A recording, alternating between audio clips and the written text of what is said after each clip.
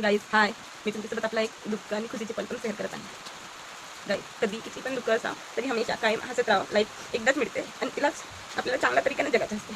किती जरी परिस्थिती वाईट असली तरी नेहमी हसूनच जगावं लाईफमध्ये. तसं नाही, कधी पण येते थोडं बहुत दुःख, तर कधी आपण कोणावर रुडली बिहेव करून सिनरी आकलून देतो. पण काही वेळानंतर आपल्या मनाला वाटते की आपण त्याच्यावर बहुत त्रास दिला त्याला आणि त्याला चुकवलं. ते व्यक्ती आपली आई असते, भाऊ असते किंवा आपला नवरा असते. पण आपल्या मनात जे चाललं राहते ते आपण सांगू शकतो. ज्याला चांगला एकदा सांगितलं दोनदा सांगेल, नेहमी नेहमी सांगू नाही शकत ना. तरी पण कधीही कितीही जरी दुःख असलं लाईफमध्ये तरी नेहमी हसत राहा. हसल्यानं काय होते ना, आपल्या अंदरचं दुःख कोणाला दिसत नाही आणि दिसला तरी बी कोणाला असाच होऊ द्यायचं नाही की आपल्याला दुःख आहे बा म्हणून म्हणते की लाईफ एकदाच मिळते आणि एकदाच जीवन असते. समोरचे कोण बघितलं, आजच्या दिवस जगा बघा. मी माझ्यावरूनच एक उदाहरण देते. माझ्या जीवनामध्ये काही दुःख आहे, काही सुख आहे. समोरपासून लाईफ सगळ्यांची, माझीच नाही तुमची सुद्धा लाईफमध्ये खूप स्ट्रगल केले असाल आणि काही काही प्रॉब्लेम छोट्यापणापासून आले असते.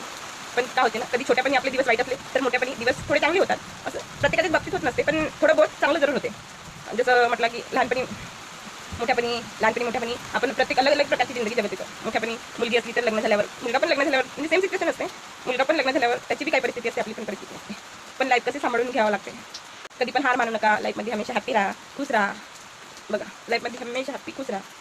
नेहमी चांगलंच होईल. थोडं बहुत राहते दुःख, पण तो पण हसल्याने दुःख आहे, वापे सुख बी आहे. जिथं दुःख आहे तिथं सुख पण आहे. बघा,